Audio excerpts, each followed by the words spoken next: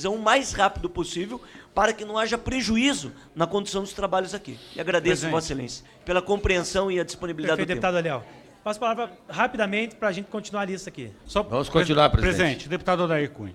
Apenas para registrar que o deputado Guimarães está chegando aqui, ele participou do acordo, fez informe à bancada do Partido dos Trabalhadores, a nossa bancada não apresentou obstrução, não apoiou a possibilidade de verificação do PSOL naquele momento, por entender que nós estamos fazendo parte de um acordo de procedimento, com data certa. Nós vamos exaurir o debate e vamos votar na próxima semana.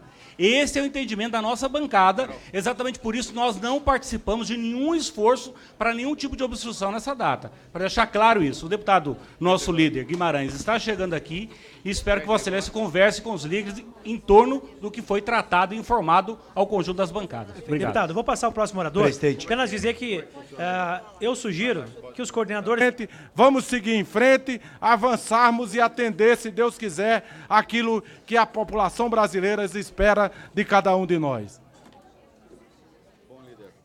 A palavra o deputado Odair Cunha. Senhor presidente, senhoras e senhores parlamentares, eu vou me ater na primeira parte da minha fala aos aspectos da constitucionalidade e da admissibilidade desta proposta.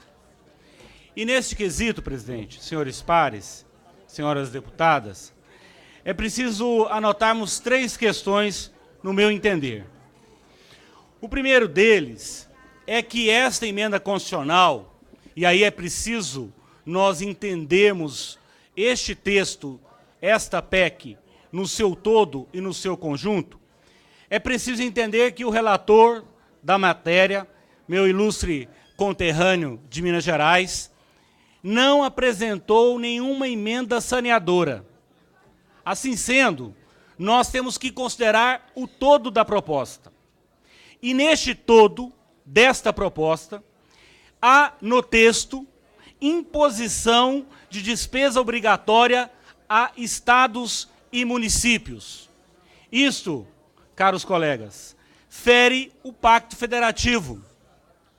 Fere na medida em que impõe responsabilidades financeiras, despesas obrigatórias aos estados e municípios. Outra questão que julgo fundamental nós termos presente é que esta proposta fere a harmonia e a separação que deve haver entre os poderes, na medida em que retira competência legislativa, iniciativa de competência legislativa, e aqui a competência é concorrente, do poder legislativo. Fere, portanto, a separação de poderes. Outra questão que julgo central, senhor presidente, até porque se viesse acostado a esta PEC a memória de cálculo, os microdados desta proposta legislativa, nós teríamos condições de fazer uma análise mais objetiva, mais clara do que nós estamos a votar. E teríamos mais segurança sobre, deputado Renildo, sobre o que efetivamente esta proposta geraria de impacto nos próximos 4 ou 10 anos. O dado concreto é que os dados atuariais desta emenda constitucional não fazem parte da proposta que está em tramitação nesta Casa Legislativa. Eu tive a oportunidade, quando me manifestei aqui, com representantes do governo, aqui na audiência pública, nessa Comissão de Constituição e Justiça, requeri os dados atuariais, a memória de cálculo, que fez com que o governo levasse à frente esta proposta. Eu fico vendo aqui muitos deputados que defendem a proposta, fazerem ilações, e o próprio ministro Paulo Guedes disse aqui que nós precisamos, o Brasil precisa de algo que signifique uma potência de R$1 trilhão. O dado concreto é que ele não submete a este parlamento estes dados. É fundamental, senhor presidente, que nós tenhamos acesso a esses dados. E isto, meus caros colegas, está expresso na Constituição. é requisito de admissibilidade. Foi votado nessa Casa Legislativa, lá a Emenda Constitucional 95. Eu faço questão de ler para que os senhores, para que fique claro que esta proposta não merece ser admitida, porque a ela não se juntou os dados que mostram o desequilíbrio atuarial que tanto dizem que há. Nós sabemos, por termos visto em estados, visto em municípios, que nós temos sim um problema na previdência pública, no regime próprio. Mas aqui diz o artigo 113 dos atos das disposições transitórias. Diz assim, artigo 113, a proposição legislativa que crie ou altere despesa obrigatória ou renúncia de receita deverá ser acompanhada da estimativa do seu impacto orçamentário e financeiro. Pois bem, senhores e senhoras, esta estimativa não faz parte nem da exposição de motivos e nem de um anexo que foi encaminhado a essa Comissão de Constituição e Justiça. Razão pela qual esta proposta merece ser inadmitida. Continuo, presidente, tendo elencado essas três questões que julgo centrais na análise da Comissão de Constituição e Justiça, eu gostaria de discorrer um pouco sobre o que eu entendo importante do ponto de vista da compreensão dessa matéria. Eu fico vendo aqui muitos parlamentares citarem o Rio Grande do Sul, o Rio de Janeiro, o nosso estado de Minas Gerais, como se esta PEC, veja aqui ilustres representantes daquela unidade da federação e do Parlamento Mineiro, como está aqui o meu amigo deputado Lafayette Andrada. O deputado aqui, nós estamos debatendo uma proposta que dizem que resolve o problema dos estados. Quero dizer aqui claramente, não resolve. Esta proposta de reforma da Previdência, ao contrário do que muito está sendo dito aqui, os estados que têm algum tipo de desajuste atuarial podem sim ser beneficiados com esta proposta.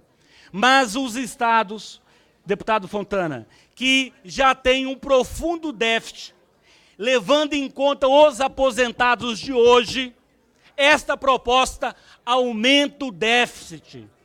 A grande questão, ilustres pares, a grande questão destes estados, onde você tem uma crise fiscal mais aguda, não está com aqueles que vão se aposentar, está para pagar os que estão aposentados hoje. E aí, senhores e senhoras, dado o tratamento diferenciado, e não questiono, dado às Forças Armadas, esta PEC não traduz para os estados e municípios esforço fiscal suficiente de resolver o problema que hoje os estados se encontram. Então, presidente, além de não resolver o problema atual, da crise fiscal atual dos estados, esta proposta vai agravar a crise fiscal. É claro, porque ela cria a obrigatoriedade de se instituir o regime de capitalização. Neste regime, nós não teremos novas contribuições para os regimes próprios atuais. E aí eu indago, senhor presidente, o esforço dado de aumento de alíquota, por exemplo, eu não vou dizer todos, mas eu posso dizer que a maioria dos estados do Nordeste já aumentaram a alíquota para 14%.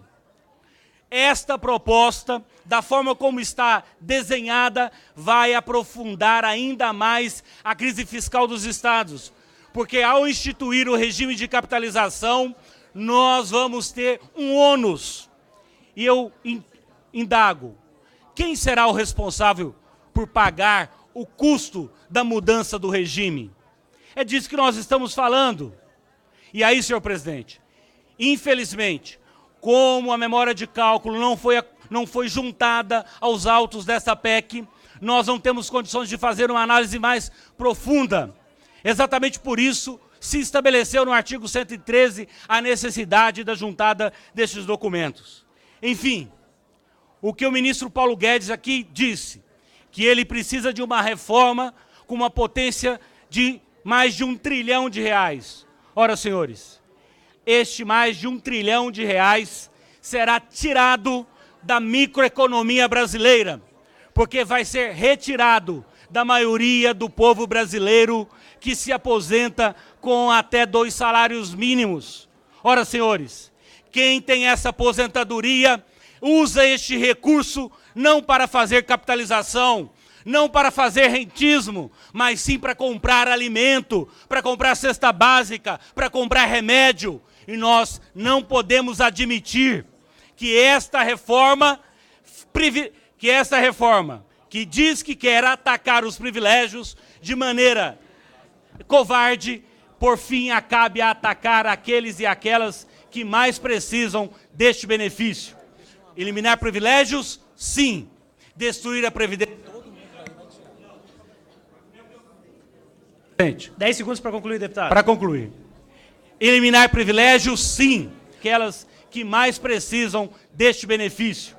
Eliminar privilégios? Sim. Destruir a Previdência?